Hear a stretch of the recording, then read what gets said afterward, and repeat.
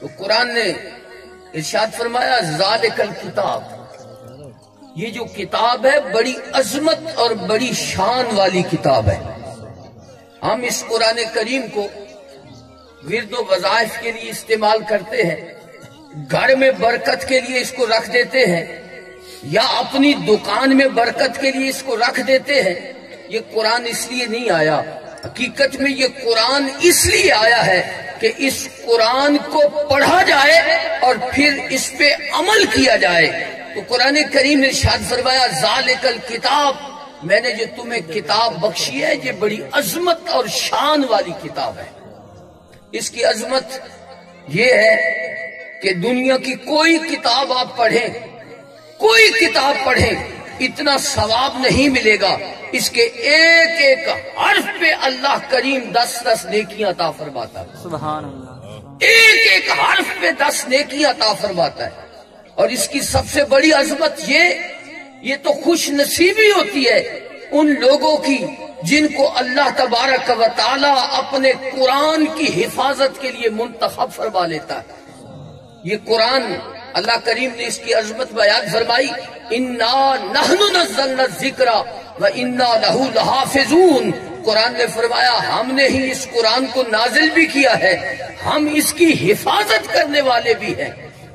قرآن نے اس کی فرمایا ہم اس کی حفاظت کرنے والے ہیں۔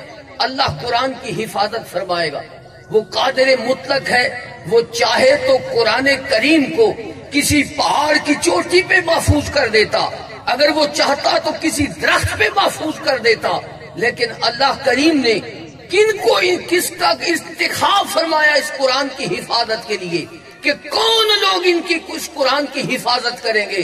اللہ کریم نے بندہ مومن کی اولاد کے سینوں کو منتخب فرمایا کہ میرے قرآن کی حفاظت مسلمانوں کی اولاد کے سینوں میں۔ سبحان اللہ۔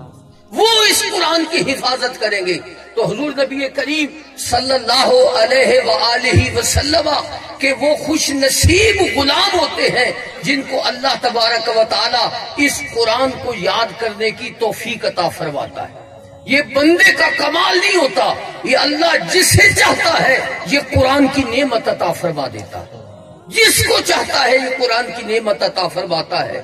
آدمی کوئی چھوٹی سی بھی کتاب یاد کرنے کی کوشش کرے، وہ کتاب محفوظ نہیں رہتی، لیکن یہ قرآن کا اعجاز ہے کہ ایک 15 سال کا بچہ وہ 30 سپارے اللہ اس کے سینے میں محفوظ فرما دیتا ہے۔ وہ قرآن پڑھتا رہتا ہے، وہ پورا قرآن یاد کر لیتا ہے۔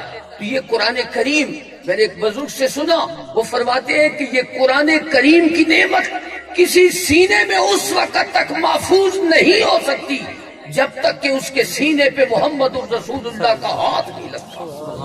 حضور اس کے سینے پہ ہاتھ رکھتے ہیں تب یہ قرآن کی حفاظت ہوتی ہے۔ یہ اللہ کا احسان ہوتا ہے، جس کو چاہتا ہے ایسی اولاد عطا فرماتا ہے جن کے سینوں میں اللہ قرآن کو محفوظ کر دیتا ہے۔